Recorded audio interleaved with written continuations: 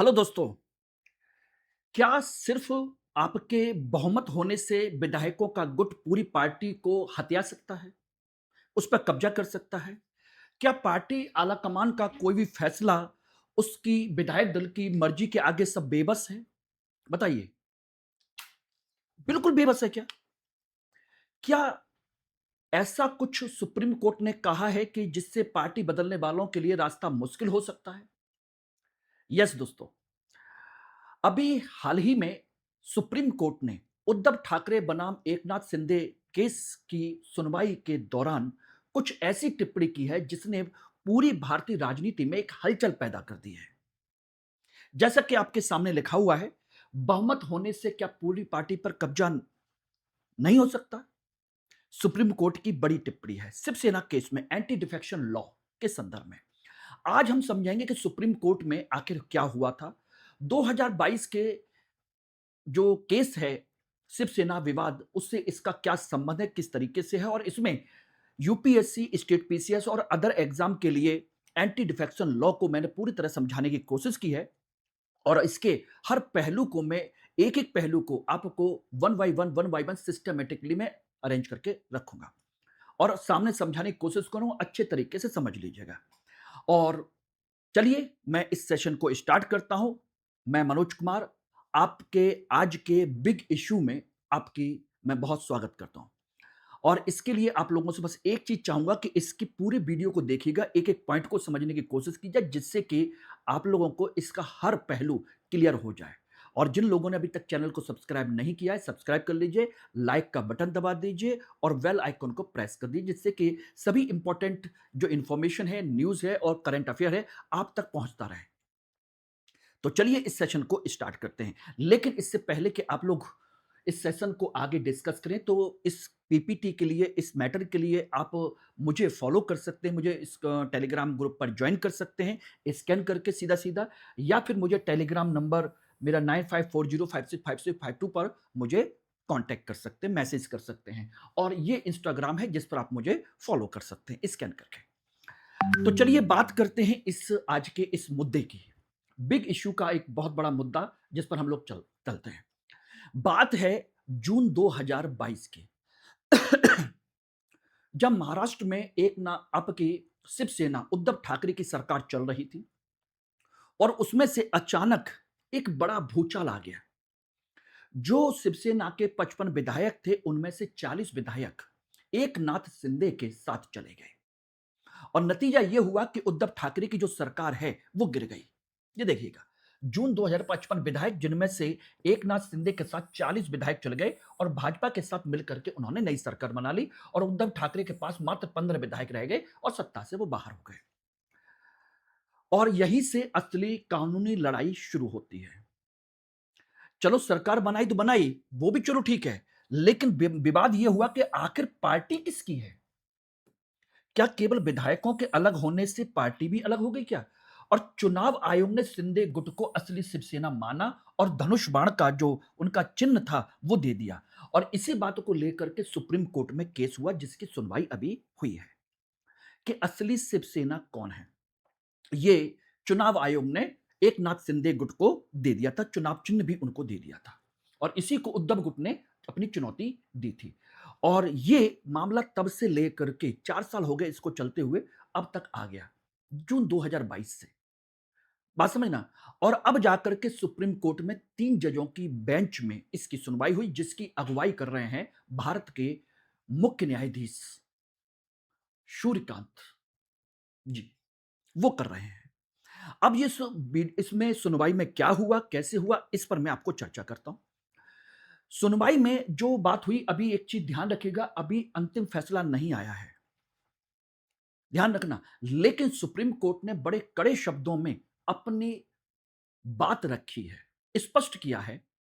और वो ये कहा है कि लोकतंत्र जो है कि परिपक्वता इस बात से नहीं मापी जा सकती कि जनता ने किस सरकार को वोट दिया, बल्कि इस बात से मापी जा सकती है कि राजनीतिक दल और उनके अपने सदस्य अपनी विचारधारा के प्रति कितने स्थिर हैं।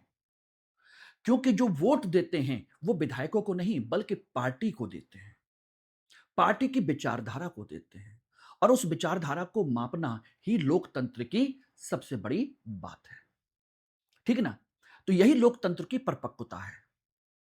यानी कि उन्होंने कहा कि केवल बहुमत होने की वजह से अपनी मूल पार्टी से आधिकारिक निर्देशों को नजरअंदाज करके आप नहीं रह सकते। कि आपने मूल पार्टी के जो दिशा निर्देश हैं, उनके आधिकारिक निर्देश हैं, उनको नजरअंदाज करके आपने अपने आप को अलग कर लिया और किसी के साथ मिलकर के सरकार बना ली। ये लोकतांत्रिक परिपक्वता नहीं है। बात समझिएगा, बहुत ही गहरी बात है ये, कि आपने पार्टी के अधिकारों को, निर्देशों को, उनकी सारी चीजों को नजरअंदाज करके अपने आप को अलग कर लिया। ये बहुत बड़ी बात है। यानी कि उन्होंने एक बात और कही कि पार्टी बदलना इतना आसान नहीं होना चाहिए, चाहे आपके पास कितने भी विधायक क्यों ना हो। यानी कि कोर्ट ने दोनों चीजों को संतुलन बनाने की बात कही है। एक तरफ जनता का जनादेश और दूसरी तरफ हर विधायक का अधिकार कि वह अपनी पार्टी के फैसले से असहमति जता सकता है। लेकिन असहमति और पार्टी हथियाने में बहुत बड़ा फर्क है। यह उन्होंने साफ साफ कहा है कि असहमति होना और पार्टी हथियाना it's a two different things. ये ध्यान रखना। तो इसमें कंसेप्ट यही है कि जनादेश जो है वो लोकतंत्र की परिपक्वता इस बात से तय होती है कि राजनीतिक दल अपनी विचारधारा के प्रति कितने स्थिर हैं। यह है पार्टी के विचारधारा और उसके दिशा निर्देशों को मानना। तभी तो आप उसके सदस्य के तौर पर, एमएलए एमपी के तौर पर उसके साथ जुड़े रह सकते हैं। लेकिन असहमति बनाम कब्जा ये एक डिफरेंट है। एक विधायक असहमति का अधिकार है, लेकिन बहुमत के दम पर मूल पार्टी के निर्देशों को नजरअंदाज करके पूरी पार्टी को हथियाना असंवैधानिक है। यह है उनका स्टेटमेंट। फैसला नहीं है, स्टेटमेंट है। लेकिन सोचिए अगर फैसला इसी के आसपास आ गया तो पूरी की पूरी व्यवस्था बदल जाएगी। अब इसमें आपके सुप्रीम कोर्ट में जो उद्धव ठाकरे के पक्ष के जो वकील हैं, उन्होंने क्या कहा? वकील जो हैं कपिल सिब्बल, उन्होंने बड़ी साफ साफ अपनी बात रखी कि जिसे विलय या मर्जर कहा जा रहा है, असल में वह किसी वैचारिक या लोकतांत्रिक प्रक्रिया का नतीजा नहीं है। यह केवल सत्ता की होड़ है। कहा जा रहा है कि यह कोई वैचारिक प्रक्रिया नहीं है कि हमारे विचार उनसे मिल रहे हैं इसलिए हम उनके पास जा रहे हैं। नहीं, सत्ता हथियाने की होड़ है ये उनका स्टेटमेंट था। ठीक है ना? और एक तरीके से उन्होंने कहा कि इस तरह की चीजों को पिछले कई सालों से बढ़ावा दिया जा रहा है। चुनाव प्रक्रिया को एक तमाशा बना करके रख दिया गया है, क्योंकि जनता का जनादेश जो है दल बदल और जोड़ तोड़ से बदला जा सकता है। अब सरकार कोई भी बना ले, अगर लोग चाहेंगे तो क्या करेंगे फिर? हमने वोट दिया किसी पार्टी को और उन्होंने जाकर किसी और को कर दिया। क्या हमसे पूछा? वास्तव में देखा जाए तो क्या हमसे पूछा कि आप किसके साथ जा रहे हो? हमने तो भाई शिवसेना को वोट दिया था। अब शिवसेना शिवसेना रहनी चाहिए। ये एक कंसेप्ट है, इसी को जनादेश कहा जाता है। तो उन्होंने यही कहा कि जनादेश का एक तरीके से मजाक है, क्योंकि इसको कभी भी जोड़ तोड़ करके बदला जा सकता है, दल बदल कानून के माध्यम से भी, हर तरीके से। ये एक प्रकार के जनादेश का अपमान है। दल बदल और जोड़ तोड़ से बदला जा रहा है लगातार पिछले कई सालों से। और तीसरी बात उन्होंने कहा कि एक राष्ट्रीय चिंता का विषय है कि पार्टी आलाकमान की जानकारी के बिना विधायकों का आपस में विलय तय करना एक देश में खतरनाक ट्रेंड बन चुका है। क्या कुछ विधायक बिना मूल पार्टी की जानकारी के आपस में मिलकर यह तय कर सकते हैं कि विलय किसी दूसरी पार्टी में हो गया है कि नहीं हो गया? और ये ट्रेंड बन गया है लगातार। इसी तरह की चीजें आपने देखने की कोशिश की होगी, कई अन्य राज्यों में भी इस तरह की चीजें चल रही थी। एक कंसेप्ट आना शुरू हो गया था। जैसे आपने दिल्ली में देखा, राज्यसभा के कुछ सदस्य जो हैं आम आदमी पार्टी के, उसी तरीके से बंगाल में भी, लेकिन होते होते रह गया। लेकिन वो अलग होकर के किसी और पार्टी में विलय तो हुए ना, हुआ ना? तो इस तरह की ये ट्रेंड बन गया। इसलिए उन्होंने इस बात को कहा कि ये नेशनल ट्रेंड है और ये लोकतांत्रिक प्रक्रिया के लिए खतरनाक है, गड़बड़ है। अब यहां पर सबसे बड़ी चीज जो है आपको ये जाननी होगी कि संवैधानिक अवधारणा क्या है। यूपीएससी के नजरिए से यही बात हमको बहुत अच्छे तरीके से समझनी है कि राजनीति और कानूनी ढांचा दो अलग अलग पहलू हैं। दोनों को हमको समझना होगा। एक तरफ है राजनीतिक दल, ये रही। राजनीतिक दल की परिभाषा के तौर पर पार्टी का पूरा एक संगठनात्मक ढांचा होता है, पदाधिकारी होते हैं, कार्यकर्ता होते हैं, उसकी नीतियां होती हैं। केवल चुने हुए एमपी एमएलए नहीं होते, पूरा पूरा एक संगठन होता है। अधिकार होता है कि पार्टी उन अधिकारियों के माध्यम से टिकट बांटे, विचारधारा तय करे और सदन के लिए दिशा निर्देश जारी करे, व्हिप जारी करे। ये पार्टी का अपना अधिकार है। सर्वोच्चता क्या होती है? यह मूल ढांचा होता है किसी भी पार्टी का जो हमेशा सर्वोच्च रहता है। अब विधायक दल जो हैं वो क्या करते हैं? वे केवल वे सदस्य हैं जो चुनाव जीतकर किसी सदन में पहुंचे हैं, ठीक है ना? और अधिकार, सदन के भीतर विधायी कार्य करना इनका अधिकार है कि सदन के भीतर उस पार्टी की तरफ से विधायी कार्य करेंगे। लेकिन यदि विधायक दल बहुमत के आधार पर मूल पार्टी को ही हटाने की कोशिश करता है तो उसे स्वेच्छा से सदस्यता छोड़ना माना जा सकता है कि ये अपनी पार्टी से अलग होकर के कुछ अलग करना चाहते हैं। तो इसका मतलब है कि ये अपनी पार्टी से अपनी स्वेच्छा से अपना पद छोड़ रहे हैं। बात समझ गए नहीं? क्योंकि राष्ट्रीय पार्टी का जो है, पार्टी का हमेशा विधायक दल के ऊपर अपना नियंत्रण हमेशा रहता है, ना कि जीते हुए विधायकों का पार्टी के ऊपर कंट्रोल होता है। अब इस बात को लेकर के मुद्दा कहां से आया, ये कैसे आया, दोनों चीजें समझने की जरूरत है। बहुत माइन्यूटली डिफरेंस है। पार्टी का कंट्रोल होता है किसके ऊपर? अपने विधायक दलों के ऊपर, ना कि जीते हुए विधायकों का पार्टी के ऊपर कंट्रोल होता है। अगर वो इससे दूर हटते हैं तो इसका मतलब है वो अपने पद की सदस्यता से त्याग पत्र दे रहे हैं, अपनी मर्जी से दे रहे हैं। और ये सिद्धांत कोई नया सिद्धांत नहीं है दोस्तों। एक बड़ा महत्वपूर्ण सिद्धांत है, बड़ा महत्वपूर्ण केस है। सुभाष देसाई बनाम राज्यपाल 2023 का केस है ये। सुभाष देसाई का केस, जिसको हम लोगों को समझना होगा। सुप्रीम कोर्ट में केस आया था। सुप्रीम कोर्ट की 5 जजों की संविधान पीठ बैठी थी। उसमें मुख्य निर्णय यह था कि मूल राजनीतिक दल और विधायक दल 10वीं अनुसूची के तहत 2/3 से पूरी तरह से अलग अवधारणा है। यानी कि राजनीतिक दल अलग हैं और 2/3 10वीं अनुसूची के तहत जो विधायक दल हैं वो अलग है। दोनों की अवधारणा अलग अलग है, जो मैंने आपको बताई है। ये विधायक दल अलग कंसेप्ट है और राजनीतिक दल अलग कंसेप्ट है। और ये दोनों की दोनों अवधारणा उसी 2023 के सुभाष देसाई केस का एक मुद्दा है। इसको आप लोग अच्छे तरीके से समझ लीजिएगा। ये उसकी परिभाषा के अनुसार है। दोनों बिल्कुल अलग अलग है, दोनों भिन्न अवधारणा है। यानी कि कंडीशन यह है कि 10वीं अनुसूची विधायक दल को स्वतंत्र अस्तित्व सिर्फ इतनी सीमा तक मान्यता देता है कि मूल पार्टी द्वारा शुरू किए गए विलय के मामले में सदस्यों को अयोग्यता से बचाया जा सके, इससे ज्यादा कुछ नहीं। यानी कि 2/3 दल अलग जाकर के किसी से अलग हो जाते हैं तो वो केवल अपनी सदस्यता बचाने के लिए ही अलग हो सकते हैं, इससे ज्यादा वो कुछ नहीं कर सकते। पार्टी पर कब्जा नहीं कर सकते। ये जो मैटर है वो पार्टी पे कब्जा करने को लेकर के है। इस बात को समझ लीजिएगा। यही है कंसेप्ट जो आपको मैंने बताया था। इसको ध्यान से समझने की जरूरत है।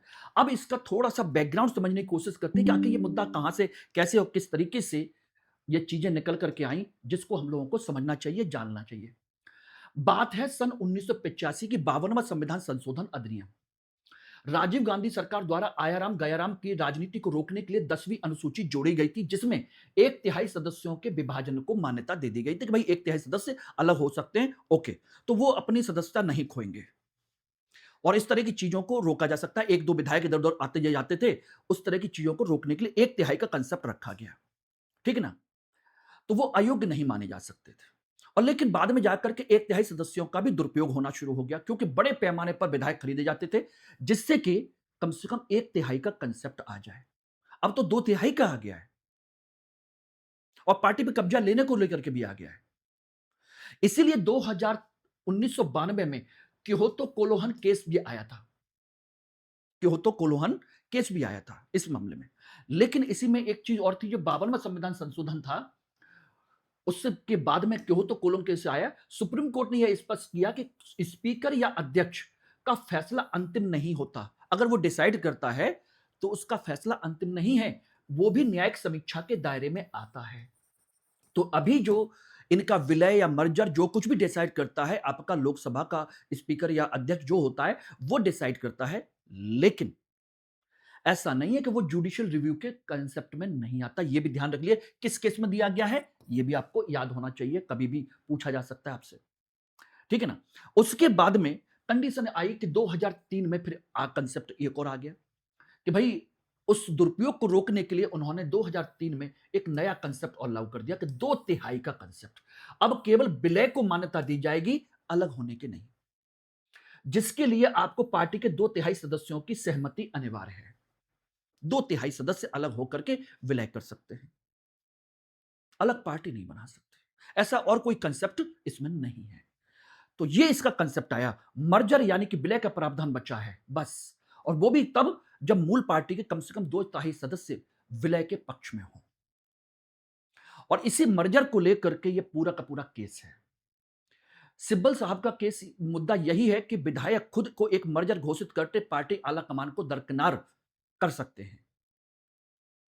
और इसमें उन्होंने एक लाइन और भी कही जो आपको जाननी चाहिए कि 10वीं अनुसूची के तहत अयोग्यता से जुड़ी हुई याचिका पर फैसला सदन का अध्यक्ष कर सकता है, सभापति कर सकता है, इसमें कोई शक नहीं है। लेकिन वो भी इस केस में क्योतो केस के अनुसार वो भी जुडिशियल रिव्यू के तहत आता है। यानी कि अगर अध्यक्ष का फैसला दुर्भाग्यपूर्ण है, भेदभाव है, मनमाना है, तो वो भी सुप्रीम कोर्ट यानी कोर्ट उसमें हस्तक्षेप कर सकती है। इसलिए यह केस चल भी रहा है। बात समझ गए नहीं? अब बात आती है कि चुनाव आपके 10वीं अनुसूची के अयोग्यता का मुख्य आधार क्या-क्या है और कैसे-कैसे है, पार्टी का कांसेप्ट क्या है, वो भी मैं आपको बताऊंगा। देखिए, 10वीं अनुसूची के तहत अयोग्यता के 3 मुख्य आधार हैं जो आपको जानने चाहिए। यस, प्रॉपर तरीके से समझने की जरूरत है अयोग्यता के तहत।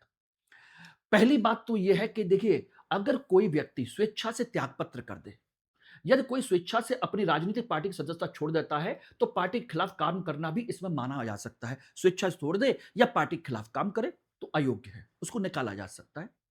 दूसरा, व्हिप का उल्लंघन करे, यदि कोई सदस्य सदन में पार्टी के निर्देश के खिलाफ वोट करता है या बिना पूर्व अनुमति के वोटिंग से अनुपस्थित रहता है, तो 15 दिन में माफी नहीं मिलती है, तो उसको निकाला जा सकता है, अयोग्य घोषित किया जा सकता है कि भाई हटिए आप। और निर्दलीय भी का शामिल होना, यदि कोई निर्दलीय चुना गया है और सदस्य चुनाव जीतने के बाद किसी भी राजनीतिक दल में शामिल हो जाता है, तो भी अयोग्य घोषित हो सकता है। तो ये 3 अयोग्यता के पैरामीटर हैं जो आपको जानने चाहिए प्रॉपर तरीके से। तो यही था कंसेप्ट कि भाई इस चीज को समझ लीजिए। इसका मतलब है चाहे 2/3 हो, चाहे 1/3 हो या कितने भी हो, पार्टी के दिशा निर्देश का पालन या व्हिप का पालन आपने नहीं किया है, ठीक है ना, और पार्टी के खिलाफ आप कोई काम कर रहे हैं, तो आप अयोग्य घोषित हो सकते हैं। अब वो चाहे कितने भी हो, बात समझे ना? तो ये पूरा का पूरा एक कंसेप्ट है जिसको हमको समझना होगा। अब चुनाव आयोग ने इसमें क्या भूमिका क्या है? चुनाव आयोग की दोस्तों भूमिका है इलेक्शन सिंबल ऑर्डर 1968 के पैरा 15 के तहत। ये याद रख लीजिएगा किस पैरा के तहत है। टेस्ट ऑफ मेजोरिटी का कंसेप्ट उसके सामने मायने रखता है। इसके तहत ये देखता है कि विवाद की स्थिति में इलेक्शन कमीशन ऑफ इंडिया ये देखता है कि विधायी दल और संगठनात्मक स्तर पर बहुमत किसके पास है। सादिक अली केस में 1971 से यही लागू है। ये भी ध्यान रखिएगा, सादिक अली केस का संबंध किससे है। तो ये एक कंसेप्ट है कि भाई एमएलए एमपी जो हैं, विधायक दल दो जो है एक तरीके से, और संगठनात्मक स्तर पर बहुमत किसके पास है, और जिसके पास बहुमत होगा संगठन के स्तर पर, सारी चीजों के स्तर पर, उसको पार्टी का सिंबल दे दिया जाएगा। यानी कि उन्होंने उस समय जो देखा वो यही देखा, सिंधे गुट के पास विधायक ज्यादा थे, इसलिए उन्होंने असली शिवसेना मान करके धनुष बाण उनको दे दिया। जबकि सुप्रीम कोर्ट की जो ताजा टिप्पणी है वो ये है कि अगर 10वीं अनुसूची में विधायक दल के बहुमत की कोई अहमियत ही नहीं है, तो इलेक्शन कमीशन का टेस्ट ऑफ मेजोरिटी का आधार भी सवालों के घेरे में आ जाता है। अब कहोगे सर इसका मतलब 10वीं अनुसूची में बहुमत की कोई बात ही नहीं है, विधायक दल के बहुमत की बात ही कंसेप्ट नहीं, जो 2/3 की बात थी मर्जर की, पार्टी पर कब्जा करने को लेकर के बात ही नहीं है। ठीक है ना, असली पार्टी कौन कौन सी पार्टी नहीं, ये उसका कोई मतलब ही नहीं है। दल बदल कानून में इसका कोई प्रोविजन ही नहीं है कि असली पार्टी किसकी है। बात समझ गया नहीं? तो कंडीशन ये है कि दल बदल कानून में केवल विलय का कंसेप्ट है, पार्टी पर कब्जा करने का कंसेप्ट नहीं है। बात समझ गया नहीं? इट्स टू डिफरेंट थिंग्स, यही है कंसेप्ट। तो जब उसमें टेस्ट ऑफ मेजोरिटी का आधार भी सवालों घेरे में आ जाता है कि भी टेस्ट ऑफ मेजोरिटी आपने कैसे डिसाइड की, इलेक्शन कमीशन ने कैसे दे दिया इसको। यही है बहुमत का परीक्षण, यानी कि संगठनात्मक और विधायी दोनों स्तर पर देखा जाता है।